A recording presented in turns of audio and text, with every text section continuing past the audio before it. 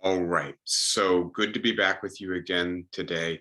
And today is the last lecture in our 4 lecture series on climate change. I'm going to do my best both to kind of provide a synthetic overview of the material we've covered already, and then to really transition into the politics. So to start with the overview, we have spent a week on the science of climate change, emphasizing both the complexity and the need for humility in face of the complexity, and the reason why the fact that, for instance, the polar ice caps are melting at a pace that appears to be about 50 to 80 years ahead of where the models predicted we would be right now 10 years ago, 20 years ago. We need also to exercise what's called the cautionary principle to if we recognize Yeah, that we're operating in an environment where we can't yeah, fully anticipate all of the consequences, we need to then anticipate the worst as best we can and try to prevent the worst from occurring. And so that indicates that we should be as cautious as possible. As I've said with you before, one of the people who I like on this topic says we rarely understand an ecosystem until we've done irreparable damage to it and then detect the connections that we had been unable to connect until they were damaged. We then pivoted into the idea of a vulnerable world. And the idea here, I think, is in a sense very straightforward that up until yesterday, in terms of human history, especially in terms of geological time, try as we may, there was nothing we could do to damage the planet. Good luck, you'll stub your toe trying, right? But maybe 80 years ago with the beginning of the development of nuclear weapons, and certainly today as we face rapidly accelerating climate crises, the world has become all too vulnerable.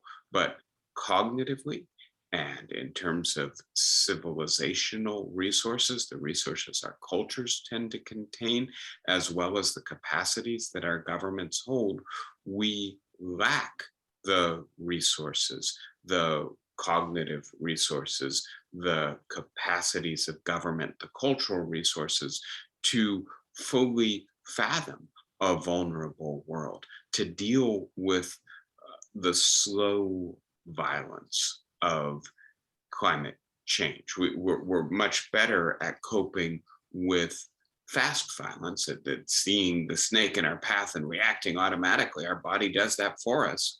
But when it comes to a amorphous, long-term, gradual threat, we are much less well equipped. We concentrated last week on issues to do with economy, energy, and technology.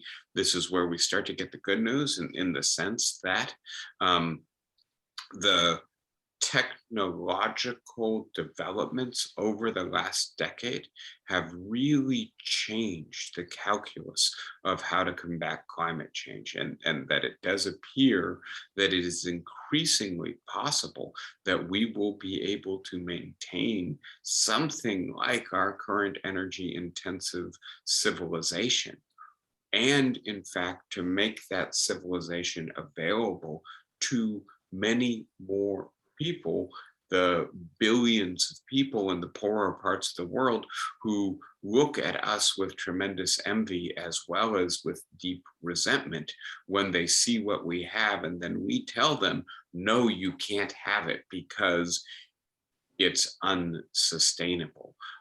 Much better would be to be in a position where we could say, well, we will scale back aspects of what we have. And on the other hand, you can also have the aspects of what we have that are sustainable as well. As a matter of fact, we will facilitate you in acquiring the technology necessary. Now, it will also be tremendously expensive. We'll get into the trillions of dollars a year this will cost. But please note that the alternative is even more expensive, which is to say, having to deal with ongoing, unfolding climate catastrophe as it wrecks the world's most populous and economically valuable cities, as it renders more and more of the world uninhabitable, as it, quote, shrinks the planet. We are going to deal with vast migration and refugee crises. We're going to have to relocate the majority of the built human infrastructure on the planet. The expense of that is frankly almost unfathomable. Better to spend the trillions of dollars a year developing the technology. So that then gets us to the idea that, in a sense, this is at bottom, as so many problems are, a political problem.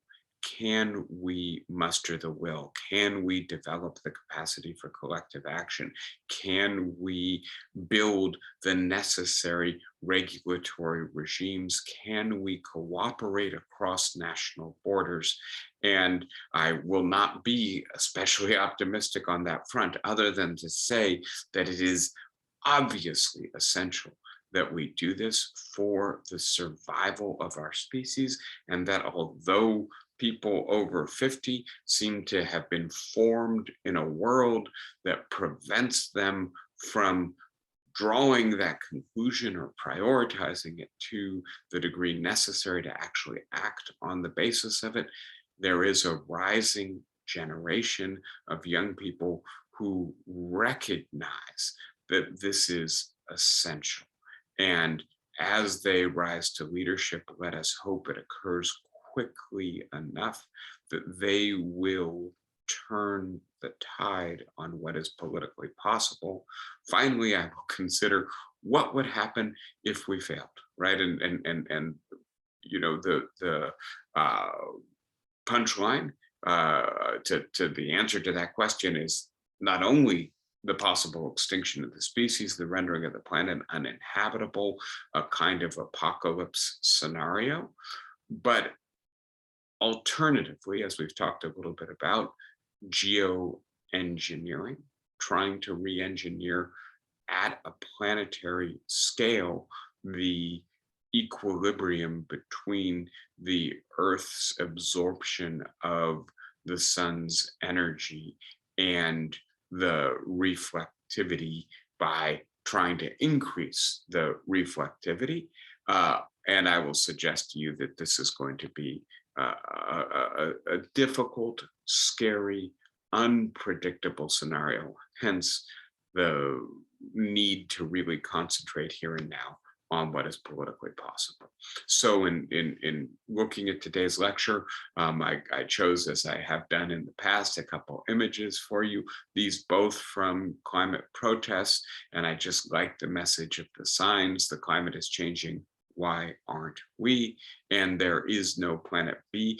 I get asked about this every now and then, and it seems to me there are two things to say to the people who say, it's too late, we're going to wreck this planet, we need to find another one. The first is, show me the planet, right? You know, I mean, and obviously it's not just the planet with exactly the right atmosphere and the absence of things that would kill us, right? Whether that's microbial or large predators or other civilizations that might not welcome us. It's also the case that you've got to show it to me close enough that we can get there. And then you got to tell me, are you talking about getting, you know, a few thousand, 100,000, a million people to that planet?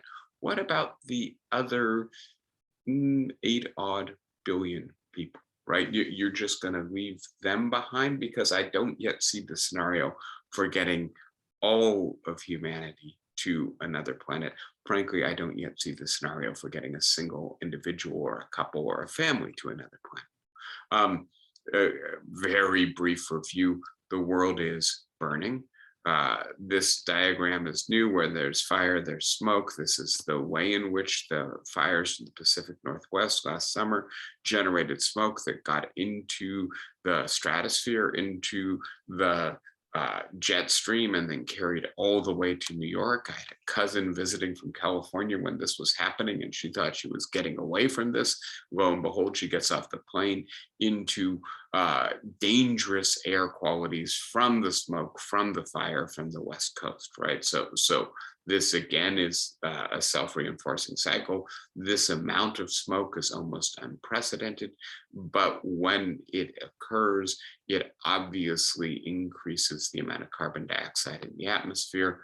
The planet as a whole is getting much hotter. The average temperature is 1.1, 1.2 degrees Celsius hotter than it was a century or 150 years ago, but it's not even distributed either. And as we know from the people in India and Pakistan right now, as we know from the melting of the Arctic Sea, the rapid decline in the ice shelves in the Antarctic, regions are heating more quickly and in ways that we are just learning what the mechanisms are, the ocean currents, the jet stream, the energy in the atmosphere, what it's doing to high pressure zones and then atmospheric rivers. There's a lot that we're learning about how the earth changes when it heats 1 degrees. Let us hope we don't have to learn how it changes if we heat it to 2 degrees Celsius. We've reviewed the science very quickly, the idea that we have a relatively delicate equilibrium with the amount of the sun's radiation, solar energy that we absorb and that we reflect from the planet back out into the galaxy. We have upset that delicate balance by removing carbon from the ground, burning it, placing it in the atmosphere. That's just one example. Obviously, methane and other greenhouse gases also are retaining more of the sun's radiation, its energy, its heat, and so the planet is heating. This is because we have seen a population explosion. It is because we have developed an energy intensive civilization. It is because the energy that we use is primarily carbon based. And please note that it's not just the energy, it's the way in which we produce our foods, it's the way in which we produce our medicine, it's the way in which we build our environmentally friendly technology with plastics, right? It's very hard to see a scenario in which we do what the UN says we have to do, which is to reduce by 45% the amount of carbon emissions and other greenhouse gases this decade, which we're a quarter into, and reduce it to net zero by the middle of this century, by 2050. Given the trend line here, you can see this would require not just stopping, but reversing 180-degree about face to get to where we need to be. The Earth's temperature is rising because the carbon dioxide and other greenhouse gases in the atmosphere are at higher levels than they have been for, as far as we can tell, the last million years. We will keep trying to reconstruct this, but the further back we get, the more anomalous the current moment looks. And please note that that high spike in carbon dioxide is not yet actually reflected in the heating of the planet. Even if somehow magically we were to turn it off tomorrow, the planet would probably continue heating for another 50 to 100 years based on what we have already put in the atmosphere. Again, I'm not going to try to untangle the complex interconnectivity of the Earth's ecosystems, but we are in a world where the change that we have brought about by burning fossil fuel and in other aspects of industrial civilization has resulted in rising air temperatures, rising sea temperatures, and these in turn have unleashed various processes in the natural world that in turn are increasingly feeding back and amplifying the underlying process. And by the way, We're just seeing the start of that. We don't fully understand it. We should expect, or at least prepare for, these feedback mechanisms to accelerate and to continue to amplify global climate change and crisis. We need to stop this before it becomes a runaway train. We've talked about the way in which various processes are undermining the integrity of the solar ice caps, that the glaciers are increasingly able to make their way to the sea. The seas are increasingly warmer, the air temperature and the degree of warm air and humidity reaching the Antarctic and the Arctic are all contributing to this, as obviously are global tides. The result is that we've seen about 10% of Antarctic ice already melt, erode, decay, end up in the ocean. This is where we were supposed to be 50, 60 years from now, not where, on the basis of the best models 10 years ago, 20 years ago, we thought we would be now. And so this is happening more quickly. It has arrived, right? The climate crisis is here in 2022. We've talked about deforestation as well in all of the Earth's major forest systems, but especially the tropical forests, which are being destroyed at an alarming rate. You can see that more than 90% of them have been destroyed in the last 80 years, and it's an ongoing phenomenon. It's also the case that those arboreal forests, like the Harz forests in Germany, are dying, right? And it's happening to the redwoods in California as well.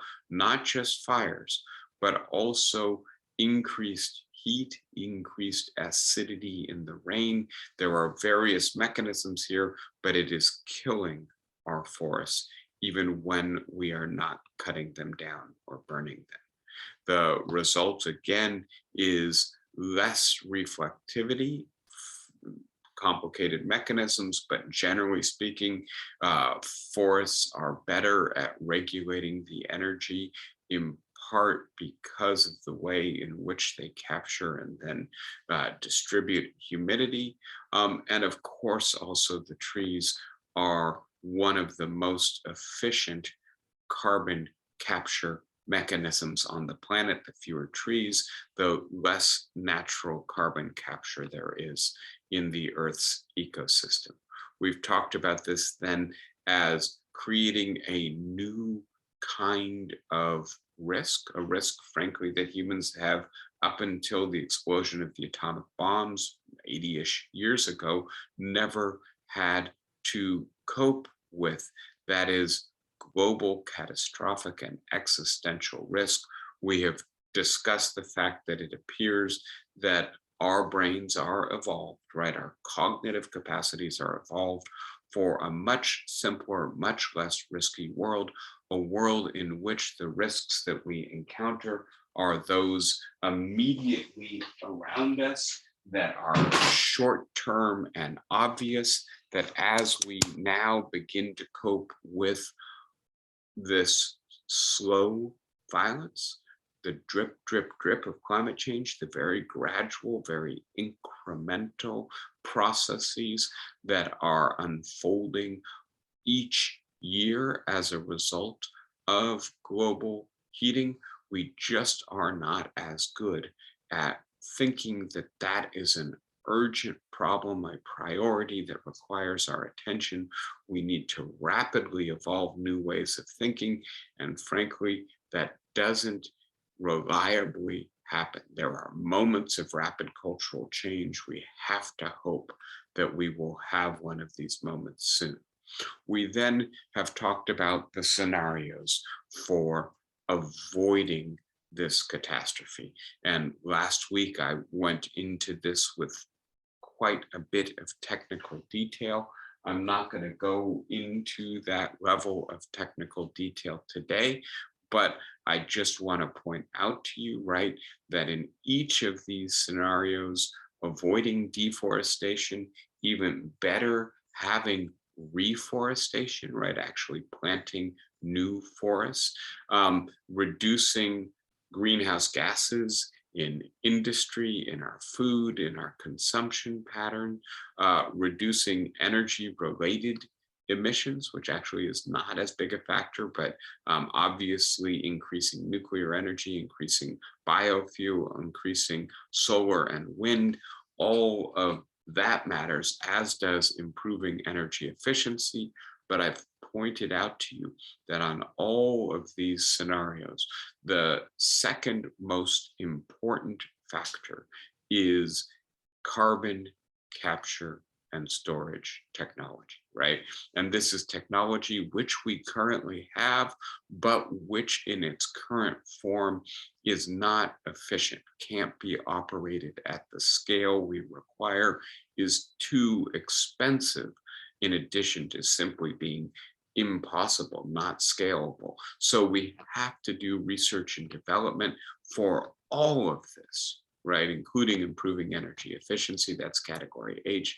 But each area where there needs to be a major transition into a less carbon intensive and eventually a decarbonized economy and civilization requires technology that looks more possible today than it looked 5 or 10 years ago. The rapid advance in solar and wind and tidal power, right? The fact that for the first time ever in American history, we actually got the largest share of our energy from wind power, that solar is much more efficient today than it was only 5 years ago. That's wonderful. That's important. That speaks to the technological possibilities here. But new investments are necessary. To take a simple example, if more and more people start putting solar panels on their roofs, the electrical grid that we have in this country, and please note that it's not a national grid, it's run right state by multiple private corporations or private public utilities, and the grid is made for one-way transmission and for relatively even transmission. What solar energy does is generate two-way transmission and large spikes in home to grid transmission during daylight hours, right? And so if we're really going to manage this, we're going to have to invest both in technology and in infrastructure in order to bring about the required transition. Now, why is carbon capture essential? And I showed you this last week. I was just looking at Elizabeth Colbert's book, Under a White Sky, again, and she points out that basically every scenario that is a realistic scenario about what happens on the planet in the 21st century involves what's called a carbon overshoot, getting us to a level of greenhouse gas emissions that will certainly heat the planet above 1.5 degrees Celsius. Remember, at 1.5 degrees Celsius, the UN Intergovernmental Panel on Climate Change anticipates a kind of 50-50 chance of global catastrophe. So, as I've said before, it's like playing Russian roulette with a gun with only 2 chambers and 1 bullet in it. We're not going to be able to even get to that level, right? We're going to go closer to 2 degrees Celsius, even if we take the most aggressive action possible. And right, this diagram shows you on all of these scenarios, we overshoot, and then we have to get back down to the level that we need to be at. In order to do that, it's not going to be enough to have a lot of solar energy, to eat a lot less meat, to drive more electrical vehicles, to fly less. All of those things that are essential to an overall strategy also have to be complemented and supplemented with ways of removing the greenhouse gases out of the atmosphere, especially the carbon dioxide, which is the largest single greenhouse gas. I spoke with you last week about the idea of biomass energy production with carbon capture and sequestration to essentially reverse what we have been doing for the last 150 years, which is pulling fossil fuels that have been deposited in the Earth's surface for hundreds of millions of years out of their deposits, burning them, and then putting all of that carbon into the atmosphere. We need to reverse the flow. This is one way to do it. Trees are still arguably the most efficient carbon capture technology that we have. Of course, it's not really our technology. And by the way, it takes at least 20 years for a tree to mature and become a good carbon capture device. It's also not fast or very efficient. That doesn't mean we shouldn't be planting trees, but it does mean that we need other modalities for doing this. This idea, right? You grow the trees, you burn the trees, you capture the carbon, you sequester the carbon a mile underground in the kind of rock or saline aquifers that will hold it for hundreds of thousands or millions of years. This is one model for doing this, but there's another model, which in fact is in operation right now. This is a company in Switzerland that is taking the carbon out of the atmosphere, out of the ambient air, filtering it. This company is called Climeworks. By the way, you can pay them to remove carbon from the atmosphere for you, right? And one of the things you can do is figure out if you wanted to cleanse all of the carbon that you personally are responsible for, you can use a calculator, see what your quote footprint is, and then pay Climeworks to pull it out of the air. Just to give you a quick hint about how expensive this is going to be, coast to coast flight, one of them, you better pay Climeworks around $1,000 to remove that carbon from the atmosphere. So they're removing it. Some of it they are pumping right a mile deep into the ground. Basaltic rock formations are very good at absorbing carbon, and this happens naturally. Some of it you can probably see in the distance, and that diagram goes into a greenhouse where they're growing wonderful tomatoes because tomatoes like carbon-rich atmospheres, right? This is a mock-up of the kind of scale we might need, right, to do this well. Notice the difference between what Climeworks is doing and what on this engineer's conception we would need to be doing. And this is part then of the need for research and development, why we aren't there yet, and how much further we have to go. And so to be clear, when we talk about the things that we should be doing, right? And whether it's changing our land management practices, including reforestation, but allowing more of our livestock to be free range, changing our agricultural practices, or we're talking about our transportation infrastructure, both our individual vehicles and our industrial vehicles and public transportation. We need to be changing all of this, and to change it requires not just individual but collective action, and not just using existing technology but developing new technology, right? And so this gives us a sense of the nature of the challenge we faced, including the cost, right? And again, to be as clear as possible, right?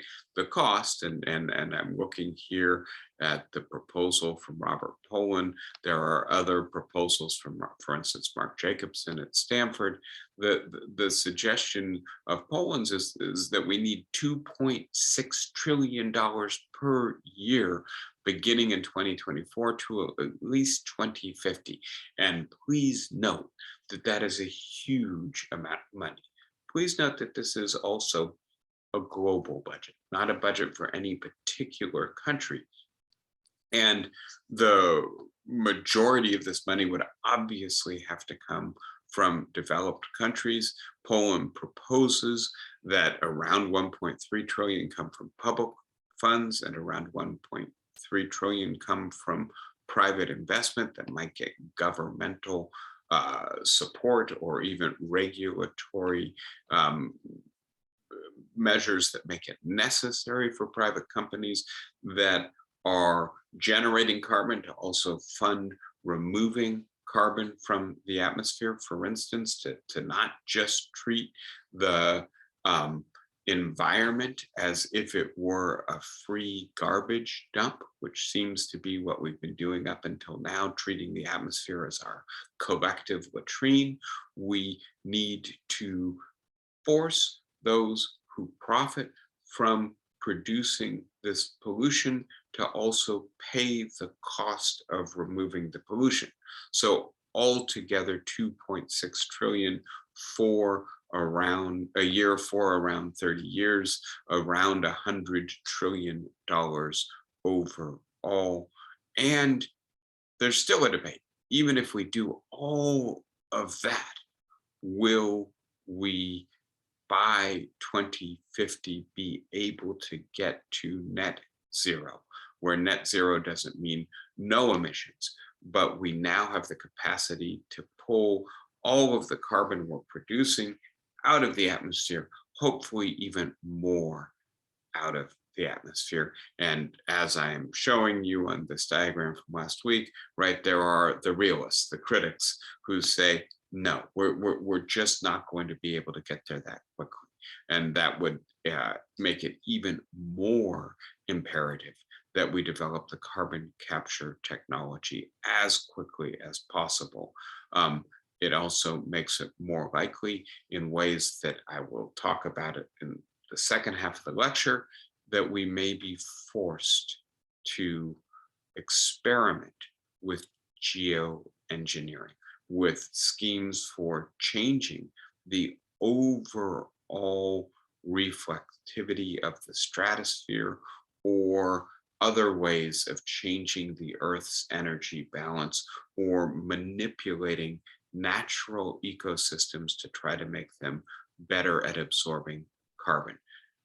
I think that that is an incredibly risky idea. We've had conversations about this in the past. It may also be absolutely necessary, inevitable, but I think we should do everything we can to avoid having to experiment with geoengineering. Almost every experiment that we've done with trying to alter the way in which natural ecosystems operate has had unanticipated consequences, many of them catastrophic backfires, and we don't want to risk that on a planetary scale. All right, so now let me get into the politics directly, and in particular, the politics in this country is where I'm going to concentrate. And there is, as often there is, a good side and a bad side to this news. The good news is that now a majority of Americans do believe that climate change is not only real, but here and affecting them. So 62% say they have some local evidence that climate change is affecting them. Long periods of unusually hot weather is the most common effect that people notice. Severe weather, harm to wildlife, damage to forests, droughts, and more frequent forest fires, right? Rising sea levels as well.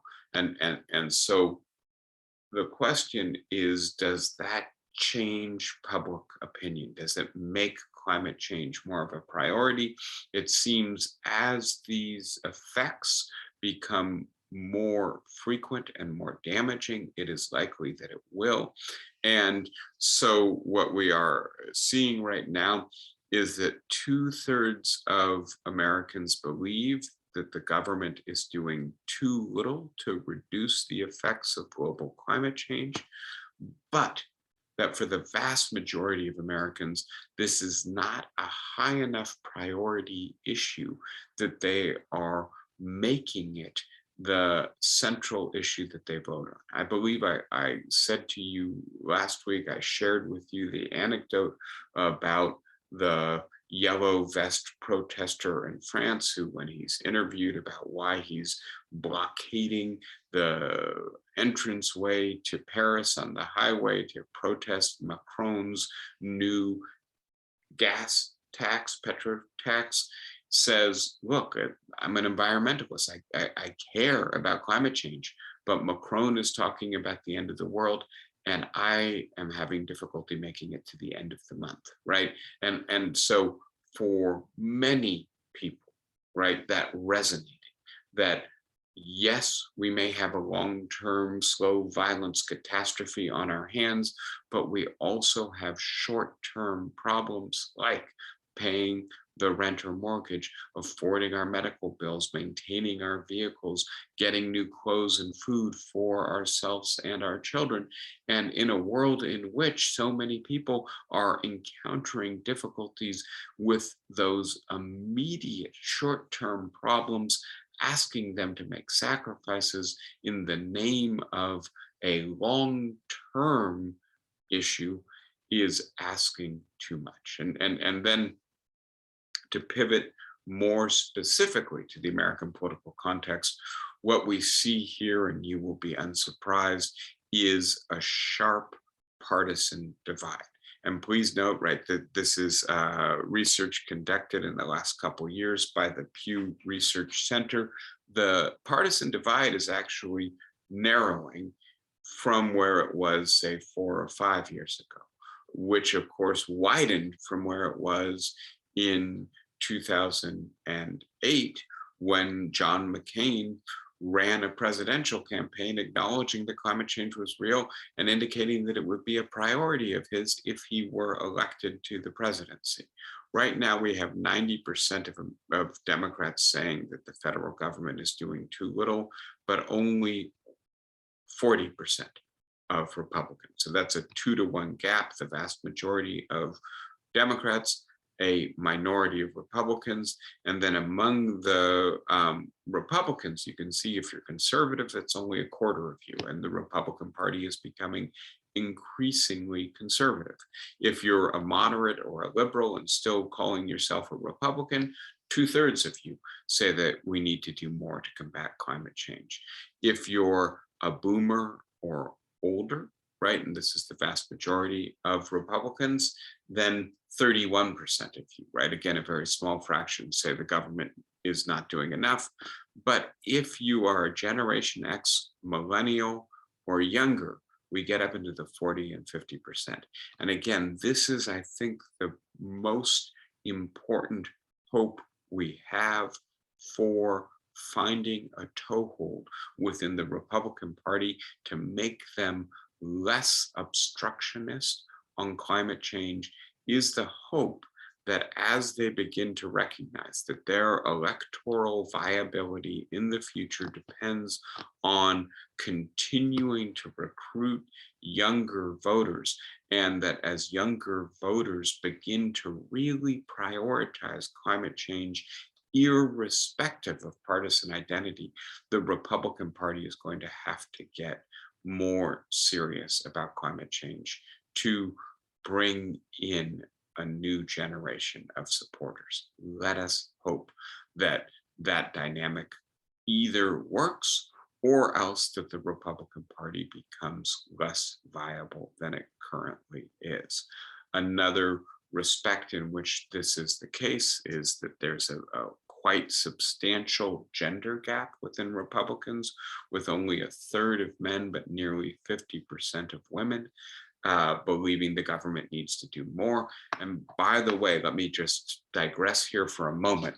The most successful approach to getting people to change their mind about climate change, as far as I can see, is a kind of twofold approach. On the one hand, you let the catastrophes unfolding around them illuminate for them that this is real and that action is required because it is threatening us.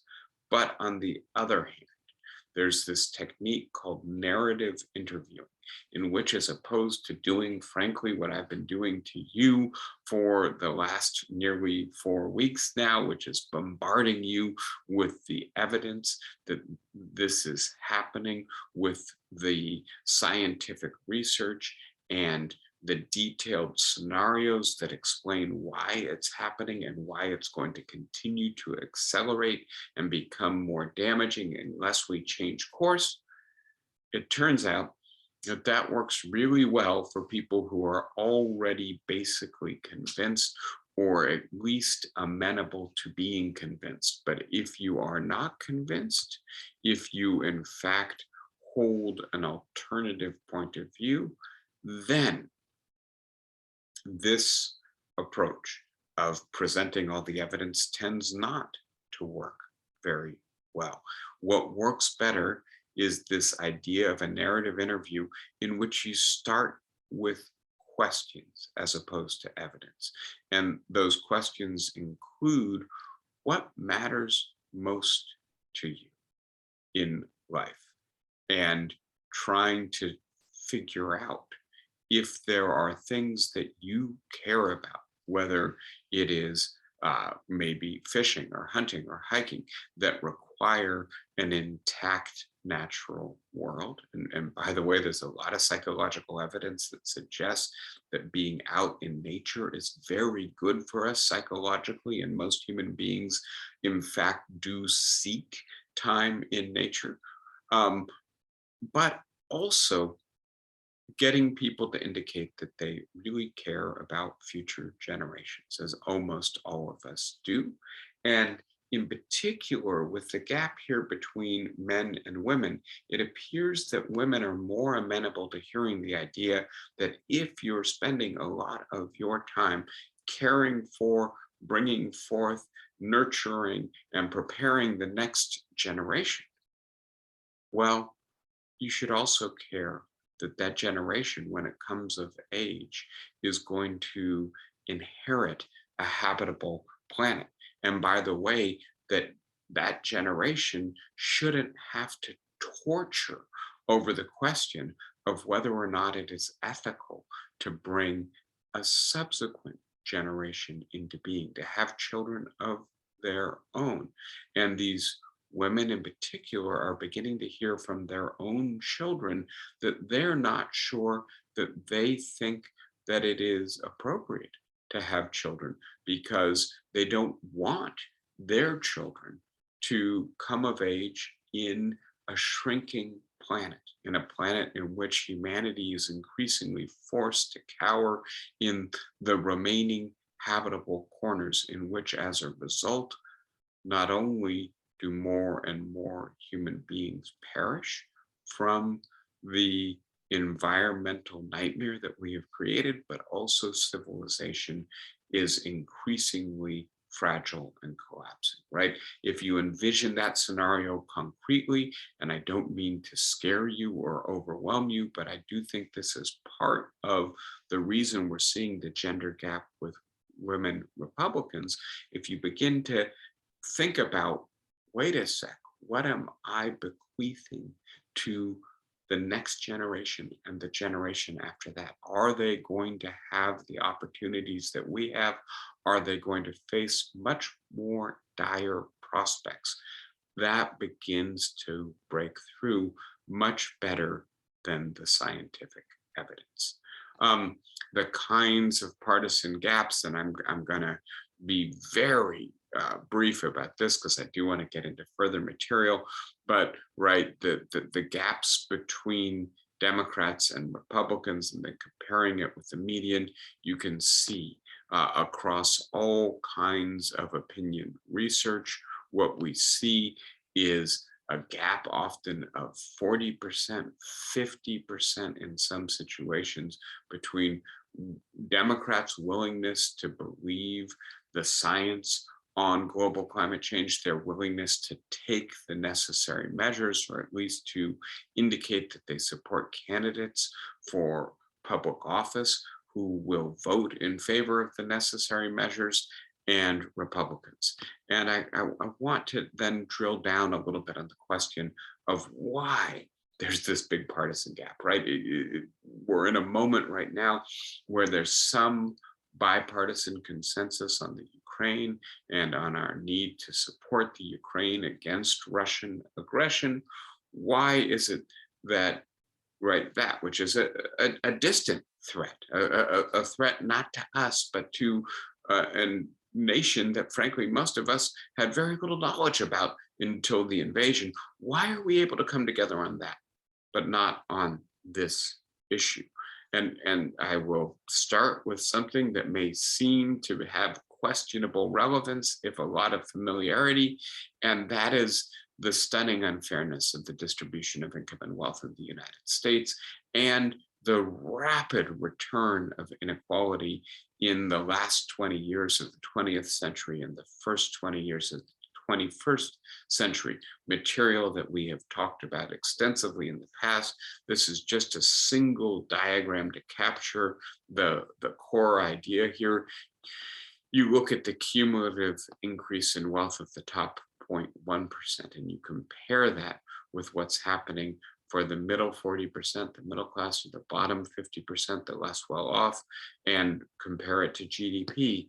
More and more of the wealth created in our society, more and more of the income, earnings, and holdings are going to a narrower and narrower, hyper wealthy class. And so when the yellow vested man says, I can't worry about the end of the world because I'm worried about the end of the month, there is a social and economic background that is relevant to this. And this does point out the stickiness of our problems. We can't focus exclusively on climate change. We also have to focus on distributive justice, on basic fairness, opportunity, and security in our economy. As long as there is a substantial portion of the population that feels deep economic precariousness and at the same time deep resentment at the people who are benefiting from the new economy and showing too little concern for them, seemingly indifferent to the way in which the conditions that generated their wealth have generated their insecurity, right? In that situation, especially if environmentalism becomes identified with the coastal elites, with the people who have benefited from the emergence of a post-industrial economy, it is very unlikely that a large portion of the American electorate is going to be willing to prioritize greenhouse gas emission changes or global climate change over their short-term economic interests. Much more likely that they're going to maintain an identity where the fact that they are Republican, the fact that they are working class, the fact that they are resentful makes it such that they are unwilling to even hear the evidence. And so this gets us to a second factor here, which is that climate change is a culture war issue. It has become a wedge issue. It has become an emblem of Republican, conservative, working class, white identity for a large segment of the American electorate, that they do not believe in climate change. They do not take it seriously or consider it to be important enough.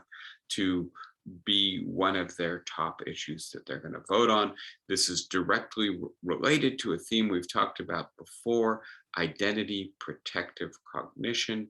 The quote here is from Ezra Klein's book, Why We're So Polarized. He's drawing on Dan Kahan's research at Yale University. He says Kahan's work suggests that cognition exists on a spectrum ranging from issues where the truth matters and our identities don't, to issues where our identities dominate and the truth fades in importance, right? And I've already referred to the Ukraine. It's interesting to see that we seem to have some minimal capacity for bipartisanship still in 2022, but on those wedge issues, on those culture war issues, it's just definitional for who you are, that you see things this way. Let me give a quick fun illustration. Like many of you, I imagine, I watched the Warriors game last night, and I was aghast with the officiating in the first half of the game. And I recognize, of course, that as a Warriors fan, I can easily see all of the Mavericks fouls, but I don't want to see the Warriors fouls, right? And I want to believe that my team plays a beautiful game, plays clean basketball, and that obviously guides what I can see, what I can think, what I'm willing to accept. It's a fun and relatively trivial example, but when we get into the realm of racial justice or climate change, it becomes much more serious. If a large segment of our population is one of the two main parties in our electoral democracy, makes it definitional of their identity that you don't see some of the problems facing our society. Klein continues this quote: "One implication of an era where our political identities are becoming more sordid and more powerful. I've observed to you before that now more Americans would be upset if their child married somebody of the other party than of another religion, or perhaps even of another race." So that's emblematic of the situation, is that it will bring with it a rise in identity protective cognition. And that's particularly true if the relevant identity groups are able to construct sophisticated architectures of information that we can use to power our reasoning. And I will just say very quickly, I post some of these lectures on YouTube. When I do on environmental issues, I frequently get people commenting in very sophisticated ways on why it is that climate change is not real. Right. And so if you're inclined to believe this, there are arguments out there that seem to have very good scientific bona fides, that seem very credible, that will give you cover for continuing to believe what you want to believe. So again, we need to get to a world where this is not a partisan marker, a wedge issue, a culture war, flag that we plant to mark who we are, but instead where we say, okay, maybe I need to put my partisan identity to the side. Easier for me to say because my partisan identity aligns with my view on this issue, but we clearly need to get to that world.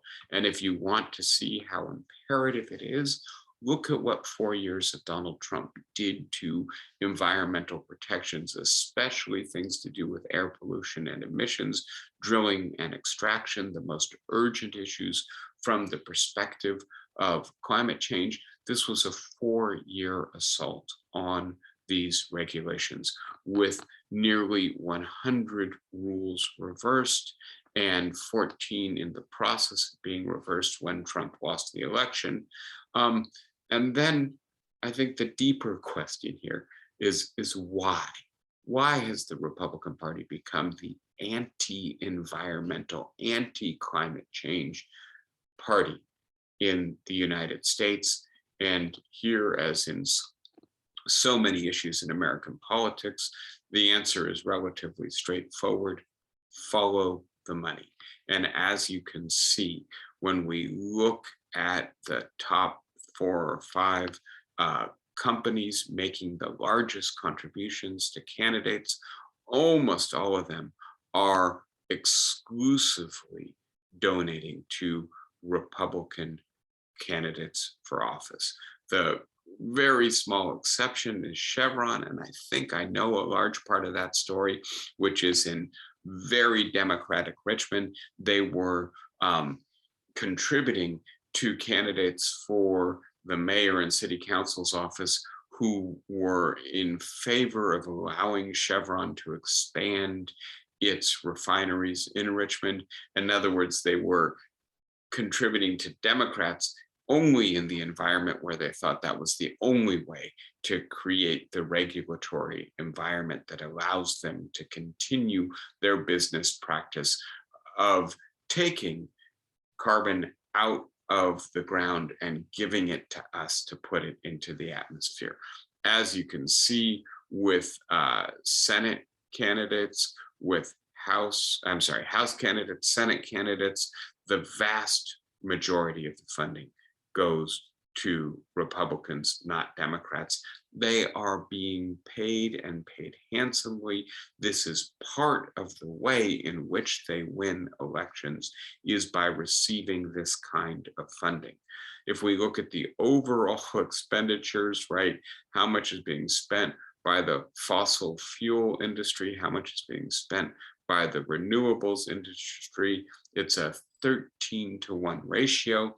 If we look at the amount that's being spent on lobbying, it varies with the year from around $70 million a year to as much as $180 million. If we look at the overall breakdown, note that the single largest amount being spent, this is for a single year where I was able to find the data, is on lobbying. The second largest amount is being spent on ads. And I'll give a brief illustration here.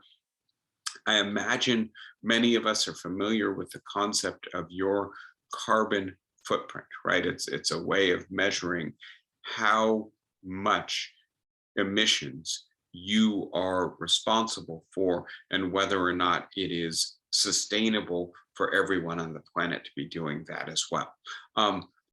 Do you know where that concept came from? And I will provide the answer. It's from a British petroleum ad campaign about 15 years ago. And what BP was trying to get us to do was to think, oh, this is my fault. This is my individual responsibility. As a consumer, as a person, I have to change my behavior in order to do something about this. Not BP changing its behavior, bearing the cost for its business model, or even worse, leaving the trillions of dollars of oil reserves that it has currently purchased in the ground rather than drilling them, removing them, selling them, which of course involves, on the one hand, foregoing trillions of dollars of potential profit, and on the other hand, almost certainly dooming the planet. So all that to say, spending millions of dollars a year to muddy the water, to produce seemingly reputable scientific reports. Please note that the fossil fuel industries knew, because their scientists told them as early as the 1970s, even perhaps the 1960s, that what they were doing would contribute to climate change, but they buried the science. They did not share it. They chose profit over sounding the alarm bell about climate change and the potential threat that it poses to the planet, right? We should not expect these industries to do anything but everything they can to muddy the water, to bribe and buy politicians, to use their leverage within the Republican Party in particular to keep meaningful reform from being passed.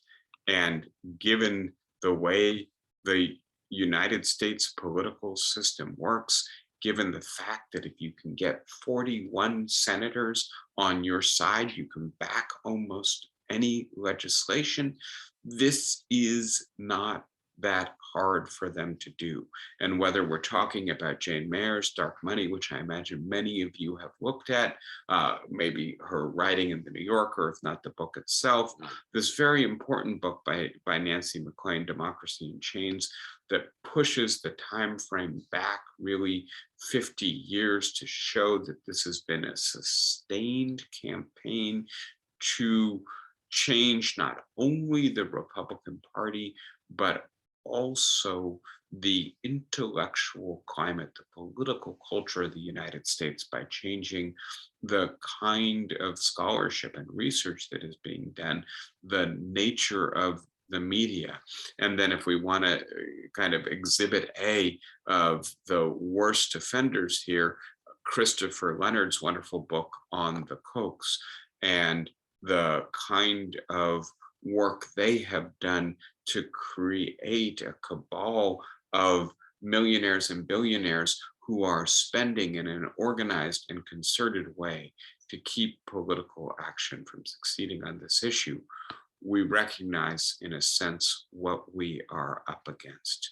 So that leads me then, for a moment, sorry, to recognize, right, that there was meaningful climate legislation that got rather close to being passed last fall of 2021, in the Build Back Better bill, the kind of kitchen sink bill that Joe Biden and the Democrats put together to try to use reconciliation, the legislative technique that allowed them only to get 51 votes, and that there was meaningful provisions in this legislation from an environmental perspective to subsidize the new forms of power we need and the infrastructure we need to make that power available to us, to encourage people to purchase electrical vehicles, and most importantly, to invest in the research and development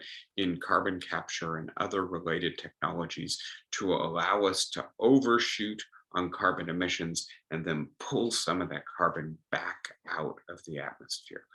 If this part of the legislation had passed, and I certainly hope that this will be broken off and considered on its own this year, please note, as the 2022 elections draw near, as we see inflation and the reemergence of the coronavirus creating very strong headwinds for the Democrats, not to mention redistricting, making it apparently more difficult for the Democrats to retain a majority in the House.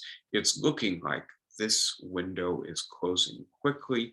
If these aspects of this legislation get passed, combined with the infrastructure bill that was already passed, there's a possibility that we can meet our international commitments for 2030 by 2035. And frankly, given the American political landscape, meeting them 5 years late would be a huge victory. Without the infrastructure bill, we would be here. With the infrastructure bill, but without the Build Back Better provisions, we will only get to here, right? We will be very far off in terms of carbon emissions. So let us contemplate for a moment what might happen if we fail. And this is where I'll conclude today's lecture as the kind of outcome of the realistic estimates of our political system and its limits. And I'm pointing you to two books, Elizabeth Colbert's Under a White Sky, which I've referred to a few times, that thinks about geoengineering by giving us a tour of all of the times humanity has tried to intervene in nature and all of the unanticipated side effects that this has generated, usually quite destructive. And the I think, double entendre in the title is important. The nature of the future. What's the future going to be like? Is it going to involve a lot of geoengineering? If so, then nature itself is going to be fundamentally altered, including perhaps even the color of the sky going from blue to white, but then also all kinds of ecosystems that obviously delicately rely on photosynthesis at base, but on the sun's energy in general. Similarly, Nathaniel Rich's second nature, right? The idea that we are increasingly deliberately remaking the natural world. One of Colbert's examples is, if we're going to save the coral reefs, we're probably going to have to facilitate the development of more resilient coral. We're going to have to intervene in the coral ecosystem to generate new coral life. The fundamental and most important idea here of geoengineering is doing things to increase the reflectivity of the Earth's surface. And so you can see, right, when large volcanoes go off, they put sulfur dioxide into the atmosphere.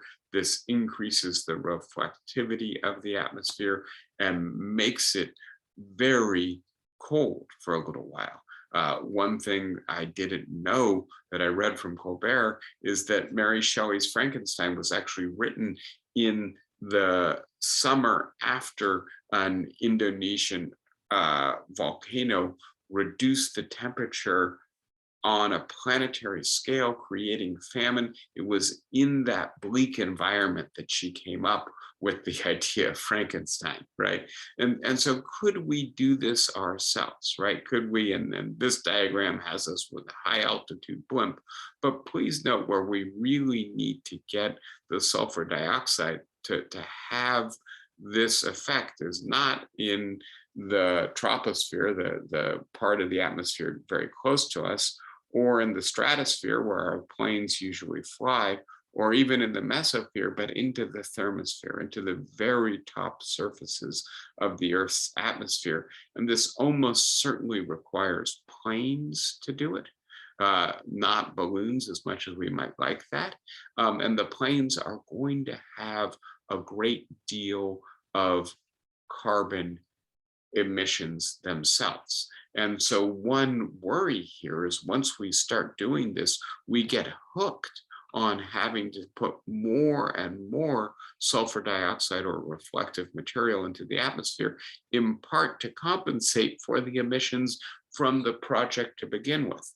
And if this is ever disrupted, if we ever lose the capacity or the will to do it, the scientists who study this call this the open the oven door scenario. You know, that blast you get when you open a hot oven. Well, if we had recklessly continued to emit carbon because we were relying on the increased reflexivity of the aerosols we put into the atmosphere, the moment we stop, the planet becomes intolerably hot. That's just one of the many side effects we should be worried about. So let me just offer a few concluding thoughts from this deeper dive into climate change. The first is that we need to develop new cognitive resources for thinking about the vulnerable world.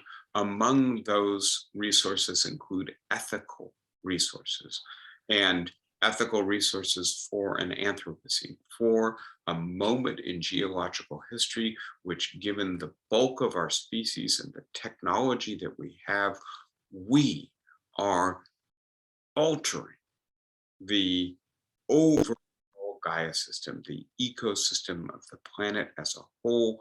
And that new ethics is going to attach equal importance to all human life. That's something I think most of us agree with in principle, but that includes future generations, and take more seriously the obligations of intergenerational justice, to also see our interconnection, how the life that we live here in this country is creating conditions in other countries with which we have no connection, maybe, that make it very difficult for them to continue to have decent lives there. Think about the heat wave that is enveloping India and Pakistan right now.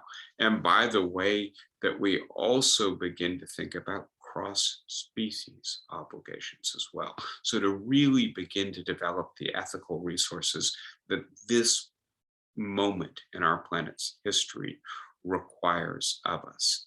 We need also to look directly in the face of the possibility of civilizational collapse. That is the direction we're headed. And as scary and awful as it is to contemplate in living in a Hobbesian world, we need to do it to see what the results of failure would be, right?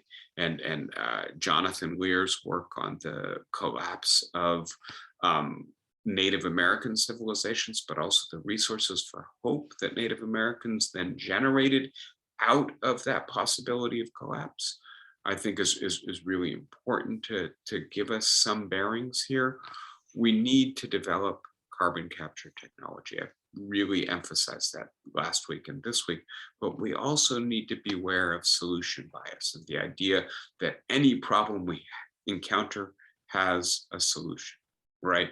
And while we need to desperately work to accelerate developments of this technology, we also need to recognize that it may not be the silver bullet that's going to save us. There may be no silver bullet. So we need to start generating the political will as well as the individual action to cope with this now. Finally, we may also need geoengineering, but it's incredibly risky. The analogy here of chemotherapy for the planet, right? Nobody, as I'm sure you're all too aware, wants to undergo chemotherapy. You're taking a poison in order to combat another poison. And I think that's the best analogy for geoengineering.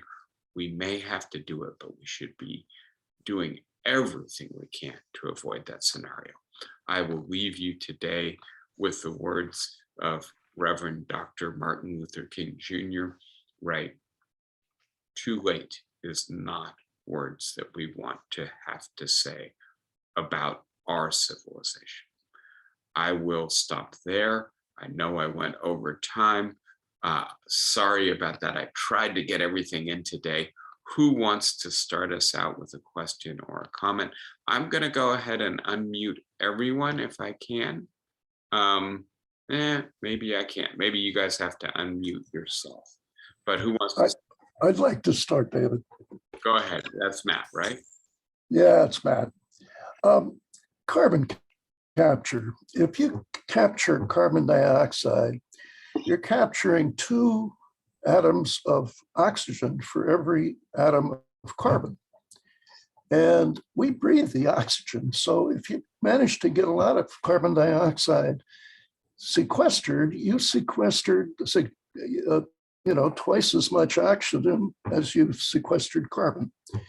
And I'm wondering if anybody has thought about that aspect of carbon dioxide sequestration. You'd love to sequester the carbon itself, which is where you found it. Carbon is, coal is essentially 100% carbon. But as soon as you start burning it, you start taking oxygen out of the air. And if you then sequester the carbon dioxide, you sequestered it permanently.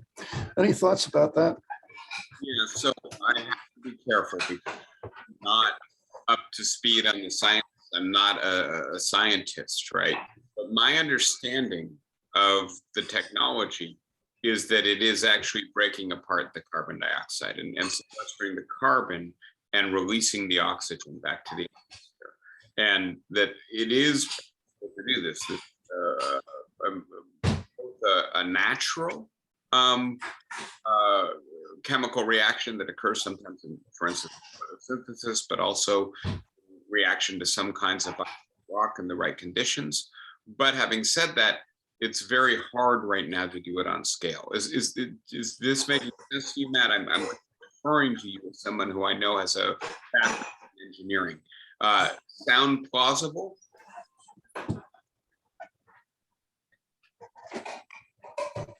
I'm Matt, sorry. go ahead.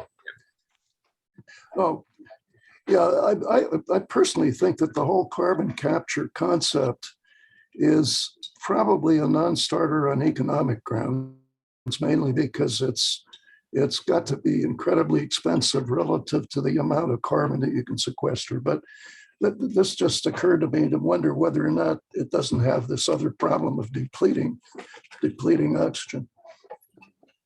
I completely agree about it being unviable economically in the present moment. And that has to do with both the cost and the scale, right? I mean, and so we need to pull gigatons, probably millions of gigatons of carbon out of the atmosphere, right? And right now, to get 1,000 out of the atmosphere costs about $1,000, right? And so obviously prohibitively expensive. It's why, as opposed to investing directly in it right now, what we should be doing is investing in the technology to make it more efficient.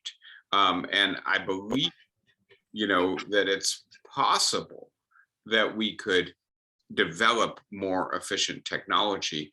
I also believe we have to be careful about what I'm referring to as solution bias, about the idea that because it's so urgent, if we just throw enough money at it, we will eventually be able to solve this problem. We have to hope that we can, but that doesn't mean we have to, or that we should rely on it being genuinely possible.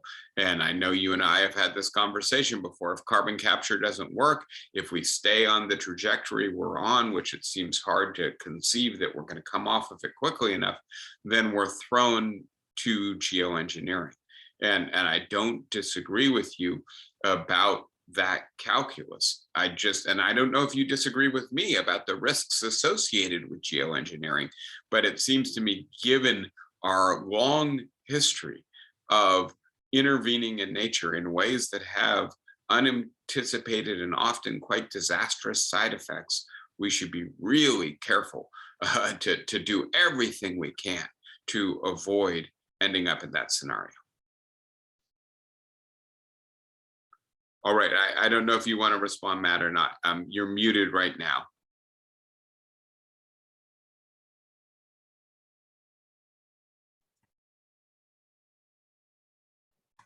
Okay, go ahead. Oh, okay. No, I really don't have anything more to say about it. I agree with you that the geoengineering is scary.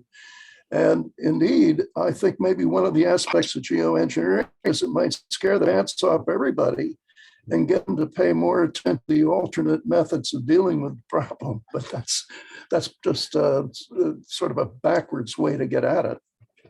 Yeah, if I have it right, for those of you who've seen Blade Runner, right, where it's kind of perpetually gray and rainy, that's meant to be a post-geoengineering world, right? It's not a very pleasant world. I don't know about where you are right now. Right now, it's this beautiful, sunny 90-degree day in New York. And I would like to live in a world where we continue to have blue skies and be able to see the sun. Sure. Yeah, apparently geoengineering would make for very nice. I don't see that as sufficient compensation. All right, anybody else with a thought or question for today? Like I say, I know I went over time. Dale, go ahead. Are there any responsible scientists who hold that nuclear power generation is a wise and feasible approach?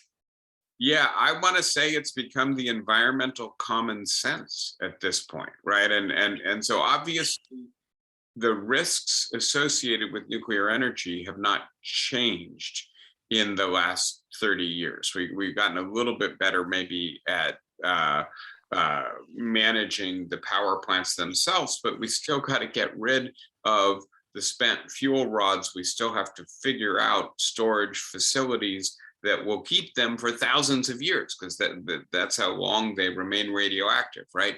And of course, nobody wants those storage facilities in their backyards.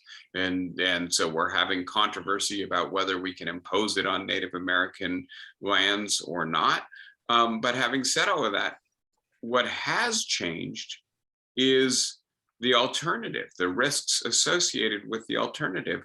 And I believe most environmentalists, most environmental scientists see nuclear energy as far less risky than natural gas, oil, or coal in a rapidly heating planet. So yes, I think that the answer to your question is scientists are rethinking this, and that the common sense has shifted quite dramatically over the last 20 years on the question of nuclear power.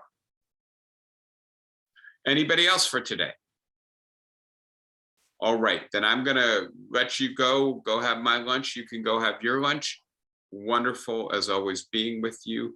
Take care of yourselves, and I will see you next week to start something new. All right, take care, everybody.